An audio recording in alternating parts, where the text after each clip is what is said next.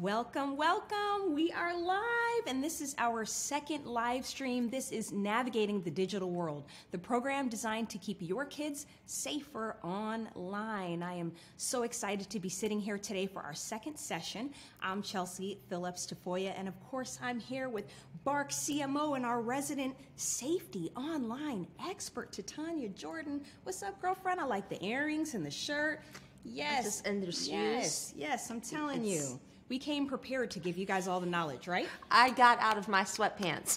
Exactly. This is makeup full face here just for y'all. Just we for are you. keeping it real today. Yeah, no, you should really be thankful because it says a lot about how much we care. Yes. About having a good presentation for all of you. It sure does. So you guys tuned in last week. You gave us a few questions while we were there, then and there, and also continued the conversation after the fact, which was really amazing, both on the Bark website, the Parenting in a Tech World, and the Cricket Wireless. We had some questions submitted here, but today is all about the social media crash course. Yes, that is one of the biggest questions that we get is around social media and when and which ones and what do I need to know once I'm in there, and we're going to help you out. We have so many questions. I hope we have time to get to all of them. Mm-hmm. But the good news is that if we don't, that's what's so cool about Facebook. Yes. You just leave a comment and we'll get back to you after. So no stress if we don't hit your question right away, but I think we might.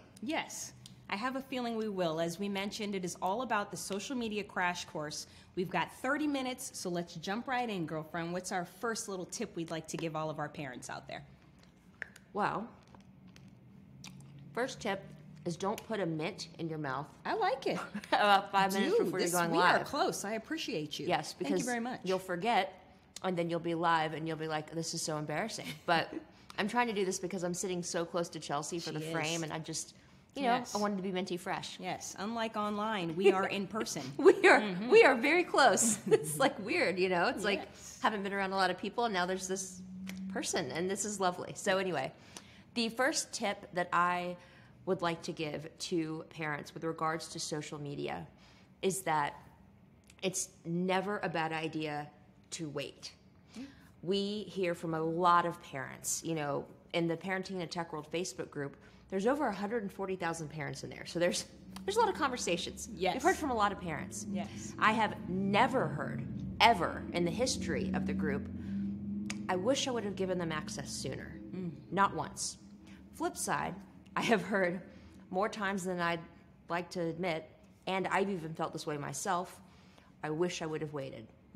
I wish I would have waited just one more month, one more year, one more grade level, because it's so hard to take it back. So first tip, TLDR, don't be afraid to wait to give your children access to the things that they're begging you for, because I promise once they do get it, it'll be a lot harder to take it back if you feel you need to. And that was one of the questions that we got asked last week. How do you take it back? So right. What are your suggestions with that? So it's not easy, full disclosure. I'm not going to paint a rosy picture for you. When your children are younger, it is easier. They respect you more. They fear you more. You do have more control. They listen to you when you say things. It's amazing. That goes away? It does. Unfortunately, it does. But it comes back. It comes back. Just teenage years are hard. Anybody watching right now who has a tween or a teen and you're picking up what I'm putting down, like, it's hard. But we're moving on. So if you do need to take it back, if you realize, hey, this wasn't a good choice. This isn't good for you. This isn't good for your mental health. This isn't good for your development. This is keeping you up all night and you need sleep because you're growing. There's a variety of options. If you have Bark, and I recommend everybody has Bark, you can implement screen time limits and filtering limits so that if your child does have their smartphone and they want to venture onto, the app that sounds like Rick Rock. Nice. Good one.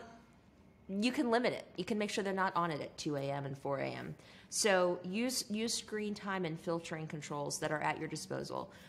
Also, don't be afraid to be the parent. That is your job.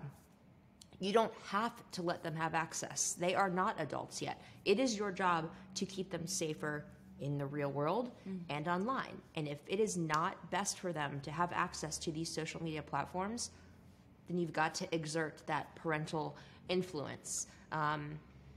It's hard, though. I'm not going to lie. It's hard. One thing I really appreciated that we learned about last week that you said that I realized I had never even thought of is to actually be active with your child when doing this. Yes. So to view the Bark app with your child. I think a lot of the time we think of social media only as something that's scary, and therefore we want to defend our children or really kind of keep them close. Right. And therefore it ends up making us versus our kids being online. But you really expressed last week that it's something that we can all do as a household. We Yes. can do as a parent to child and come to an agreement, because of course everything is up to your child. Some children may be ready at an earlier date, some at a later date. Kind of got to be the parent with that as well. But I appreciated so much that you spoke about keeping the line of communication very open with your child. Absolutely. And this is probably a question that somebody will ask at some point, because I always ask it, but I want to go ahead and address it. And it's what age? What age is the right age Yes. to let my child have access to X, Y, Z, A, B, C? Because there's always a new one. There is no good right age. You know, right now, a lot of the social media platforms say you have to be 13 years old to use their application, which is fine, not ideal, because honestly, at 13, some kids still aren't ready. Sometimes at 14 and 15, they're still not ready. You can't make a blanket age and just say, yep, once a child hits 13, they're good to go on whatever platform, because that's just not the case. Some children might be ready sooner. Not a lot, but some. Not mine. Yeah. And so just because an app or service says you must be 13 to use it, it doesn't mean like you have to let your child have it at that age. Lean on your own discretion. Also know that blanket rule, it's outdated.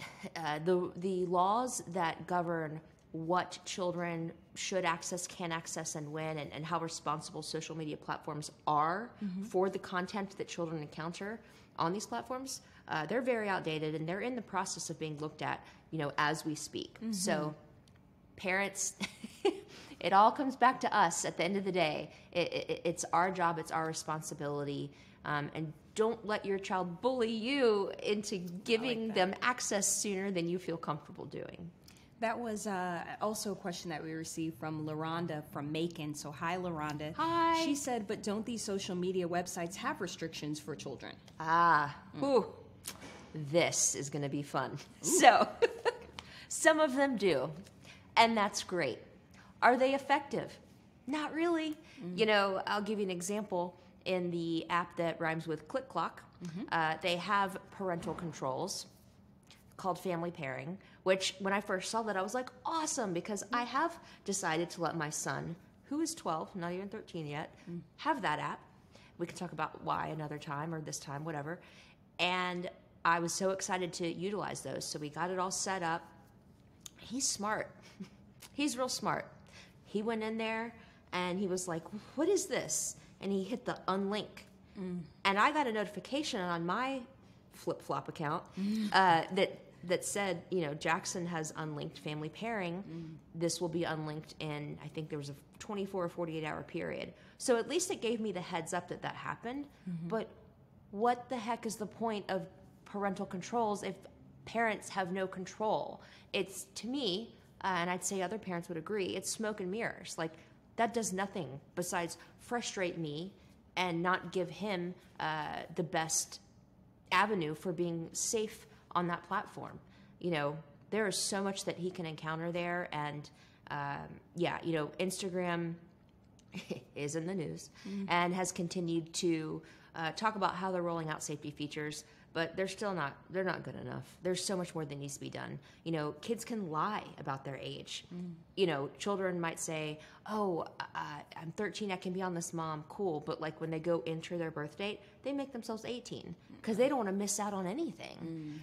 They don't want to not be able to access certain cool features like in the app with the ghost icon that is very yellow. There is a partnership with HBO.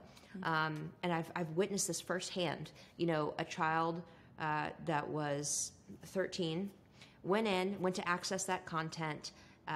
Thankfully, that app said, nope, sorry, you're not old enough. So the child closed out, went back in, entered the birth date that made them 18, and they were led right in. Like, come on, we can do better than that as a society. So, yes, there are parental controls across various social media apps, but they are not good enough. They are not effective. Children can circumvent them, and that's why Bark exists. That's why you need Bark. That's why I use Bark with my son's phone, because I have given him access, and I need help knowing when he's encountered dangers. Absolutely.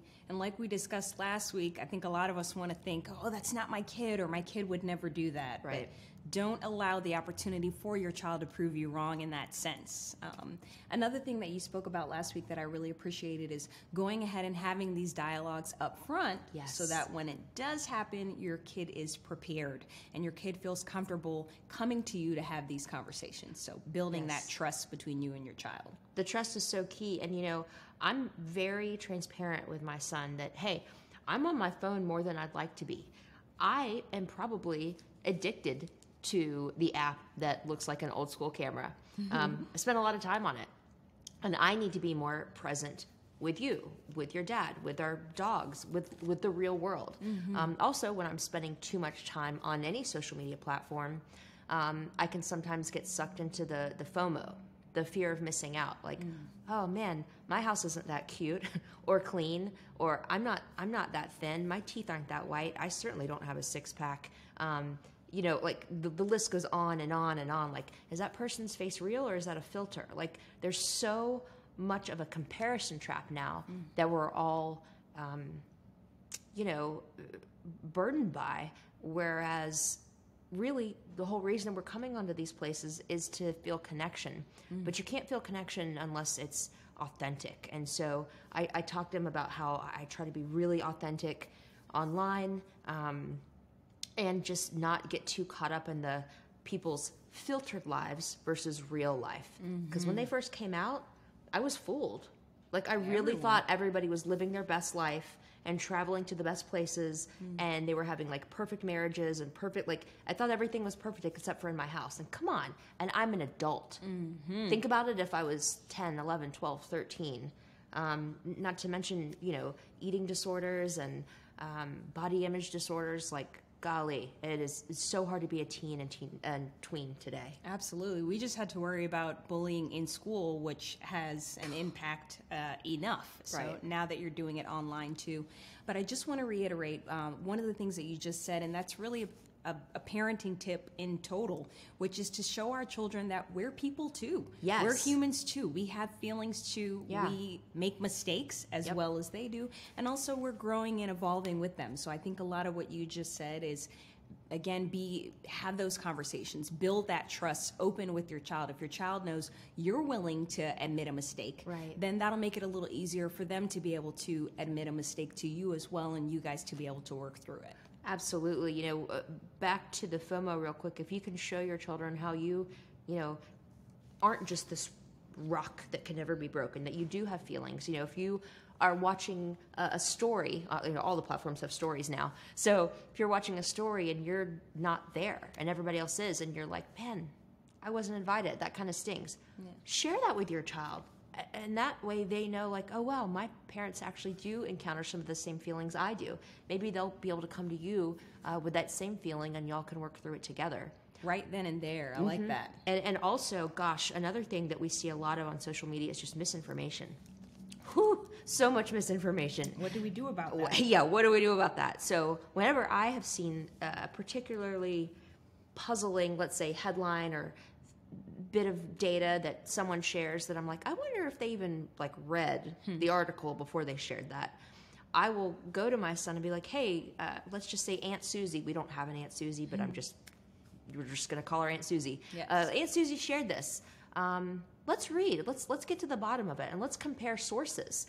Let's see what this outlet says and what this outlet says, and let's really find the real story here and check our sources, because that's one thing we really need to teach our children is digital literacy. Not just taking things at face value, but digging to see what is really true and take away the real honest aspect of it. I know you guys see me looking down. I'm doing two things. One is checking my phone for your comments, which we do have a couple of comments and questions that were previously submitted and also some that were submitted today.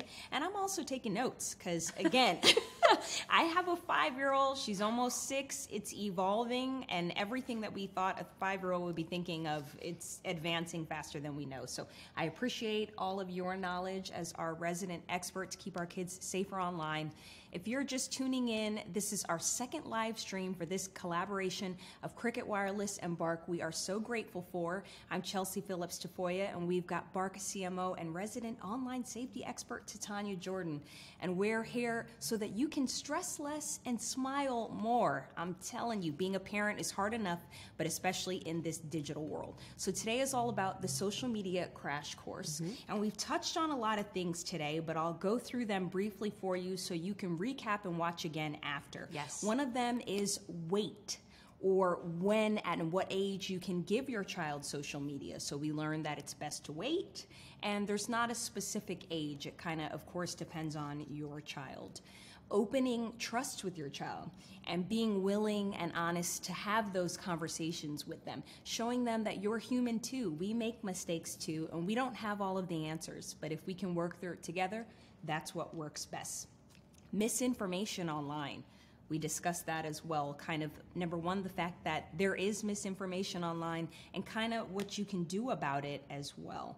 And then digital literacy along the lines of misinformation. We spoke a little bit about that too. So today's all about that social media crash course.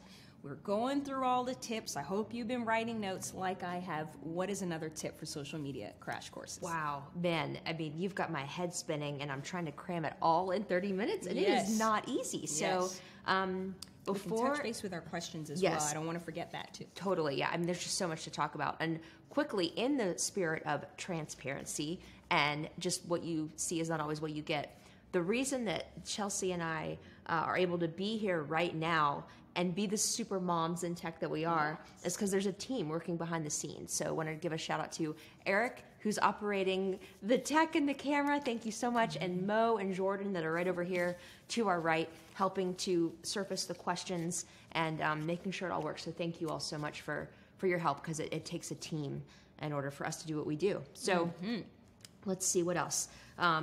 In the app that is predominantly yellow and has a ghost icon on it, did you know that there's a feature within it called Snap Maps? And when you zoom down to the very most granular layer of that app, you can see what the building looks like that your child is in. And anybody that is connected with your child, unless they're on ghost mode, can see that. Now, I don't necessarily want my child to be sharing their real-time, very descriptive location with anybody in the world who's also on that app. And so that is a specific use case, but backing that out to the general sense of things in social media, if your child has a social media app that you have not yet downloaded and navigated, oh my gosh, please drop everything that you're doing and make some time to download that app and go through it today, because you will learn so much. They're in that app for entertainment. They're in that app to connect with their friends and maybe follow, people in pop culture. But you need to be in there to look through the parental lens to see, can my child chat with anybody in the world? Can my child share their location with any in the world? Hey, let me navigate over to that thing that looks like the magnifying glass that commonly, is used for search. And let's just see what I can search for. Let me think like a 12-year-old. If I was 12, I'm probably pretty curious. There's probably some things I don't want to ask my parents about because cringe. What might I search for? Can you search for those things? Do they show up? Chances are they probably do. So you need to know the landscape that your child is navigating. And to the point that you brought up earlier about,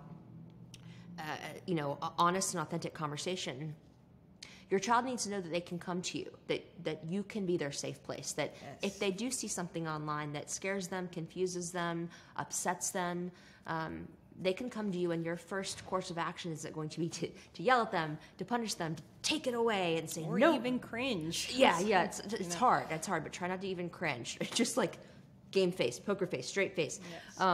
But instead, if you can thank them for bringing it to you and say, you know what, we will navigate this together. It's totally normal to be confused and have questions, and if you're going to be online, you're going to encounter some questionable stuff. So we'll navigate this together, and thank you for bringing it to me. I will never punish you for surfacing these sort of things.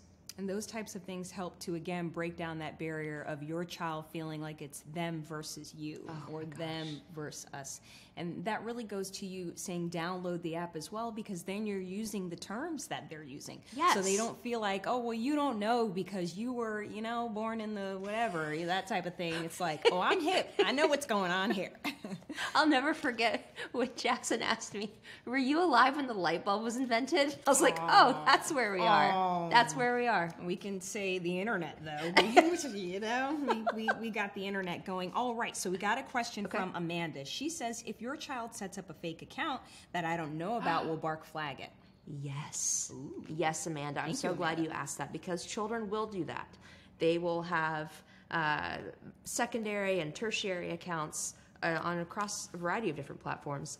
And the cool thing about Bark is that Bark is connected to your children's devices and accounts, and it will alert you when it has detected that sort of activity. So yeah, I've actually gotten some Bark alerts around that, and I'm so grateful, grateful. And real quick, a lot of you watching have obviously heard of Cricket Wireless, obviously, right? Great brand, big deal everywhere. You may not have heard of Bark, and we're a great brand, we're a big deal, we're everywhere too. But in case you haven't heard of us, just wanted to let you know that Bark Technologies helps protect children across the nation. Close to 6 million children, in fact. Wow. We connect to children's devices and accounts, social media accounts, as we're talking about today. Yes. And we will send you an alert when your child has encountered problematic content. And we're talking about things like cyberbullying, online predators and sexual content, acts of violence, drug use, mental health issues, which are a really big deal right now, not only for kids, but also adults. So when your children encounter those sort of troubling issues, Bark is going to send you an alert and then give you best recommended next steps for how to address with your children. And want to say thank you so much to Cricket Wireless for having such a special and exclusive deal for everybody who wants to try Bark Junior for free. And that's what it's all about, trying until we can figure out a way. So we're giving you all of the things to do, which number one is to download the Bark app and go ahead and start up with that. But also too, on top of that, all of these tips that you can weed through and figure out what works best for you. So a lot of large brands are trying, they make their attempts. So again, shout out to Cricket Wireless, because some of the attempts are, but this collaboration with Bark has helped me personally already. So from all of our parents out there, we thank you very, very much. Okay, so I know last week we got submitted a few questions. Oh. Yes. One of them is, if you could, this is a funny one, from Sarah from Wisconsin, if you could pick one app to delete from existence, what would it be? It's kind of funny. So Sarah in Wisconsin, thank you for asking that. And there isn't one app. There are two that are equally on my list of, I just really wish my child didn't have this. One is TikTok, not because it's not entertaining, not because it's not fun, but because of the algorithm that they currently use to surface content that your children are interested in, more of it to them, which could be very problematic, and also just how much time my kid spends in it. Oh, yes. If I didn't have screen time limits on that app, he'd spend 9 hours on it. And a child who's 12 needs to be physically active and not sedentary for that long. The other app I would get rid of is Snapchat. It is so problematic. It's my heart breaks just thinking about some of the things that have happened on that app. Children have been able to buy drugs, and then they have died because of fentanyl being in those drugs, and it's heartbreaking. And the premise of disappearing photos. What kid needs a disappearing photo? If you want it to disappear, don't send it in the first place. So Snapchat, TikTok, not a good idea for my kid. Wish I could take that back. Yeah, man, we had disposable cameras. We couldn't even check out the photo until way later. Another question we received from John from Georgia, is what apps are more safe for kids? Good question, because we don't always want to be Debbie Downer. We want to be Polly Positive. Yes. There's so many apps that are so fun. Every app has risks that are involved, but for younger kids, the Toca Boca suite of apps are so much fun. If you don't have the Toca, oh my gosh, TOCA, Toca Boca, super fun. Like I even like playing them sometimes. So Toca Boca suite apps are fun. There's so many apps actually. Mo and Jordan, if y'all will drop a link in this chat to some of our blog posts that we've written about some fun and safe apps for kids, you could check all of them out there, because there is enough time to list all of the good that is out there in the digital world for kids. Absolutely. All right, going back with it. And before actually I hit this, I want to say shout out to other caregivers besides our parents, oh my gosh, or besides parents. So shout out to my mom, who has been tuning in, and she's like, you need to talk about the grandparents too, and anyone who's kind of with the child. So if I'm a parent and I have Bark downloaded on my phone, and that's something that I actively do, but I give my child to my parents for them to watch. Yes. What are some tips besides Bark that you would give to those who aren't 24 hours caregivers, but caregivers for a moment with social media? Yeah, that's such a great tip. Yeah, shout out to my mother-in-law and father-in-law as well, who have watched Jackson so much. So thank you. But when I take him to their house, I have those conversations like, hey, I know you've got this great package where you can just pull anything up on your TV that you want, but let's see if we can implement like a PIN code so that he can't pull up anything that he wants. So just going through that tech landscape with the caregivers is saying, hey, what can a child access in your house? Do you let them just have full unfettered access to an iPad maybe while you go check on something? Let's take a minute to check out the free built-in parental controls that come with certain devices and access points, just so I have a little more peace of mind and you're up to speed with just, how savvy kids can be. Yes, good. I like that. Well, we'll hit one more question before we wrap. Okay. And this question is from Lindsay from Alpharetta. She says, what are the riskiest apps for kids? Thank you, Lindsay. Shout out to Alpharetta. Yeah, love I grew up Alpharetta. there. The riskiest apps for kids. I did mention Snapchat. I did mention TikTok. Honestly, all apps have risks.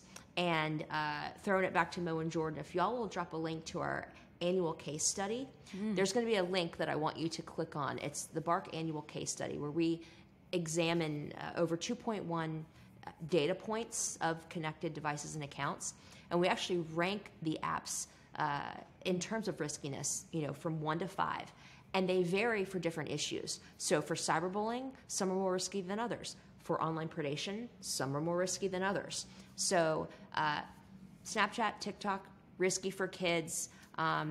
Always happy to have an open dialogue with the teams at those apps and platforms, by the way, because I use them and I have fun with them. So always happy to have a dialogue with anybody out there who has apps that I say are risky to help you work on making them less risky. But yeah, please check out the link so you can see all the dangers that exist. And wow, Chelsea, this time flew by. You're so good. You're so good. Me. Oh my gosh. I'm the one taking all the notes over here. I appreciate you. We love this. And I love what you just said, because that provides you all of the research. Again, we can just give you as many tips as we can, and you utilize what's going to work best for your child, because every child is different. Oh my gosh, every child is so different. Every household is so different. Every family dynamic is so different. There's dual households. Not everybody's all in the same house. And so there's a lot going on, and it's a really tough time to be a tween, to be a teen, to be a parent, and we're all in this together. We are here to help you, and if we don't have the answers, we will tap into experts to help you find those answers. So please continue to engage in the comments below this post. Yes. We'll be checking them actively, because again, we're on the platforms. Like, yes. I'm on Facebook all the time. Yes, and sometimes I need to just go on there to vent. Yeah. Okay, we're all here. with this. We will just vent. Just a little recap again. This has been a collaboration between Cricket Wireless, we're so very thankful, and Bark. To Tanya, we're so very thankful for you two. This has been all about the social media crash course. So we talked about what's a good age. We talked about waiting. We talked about lots more things that you can go back and look through. Take a look, take your notes, and comment back and let us know. We appreciate you watching so very much. Thank you so much. Oh my gosh, Chelsea, fist bump.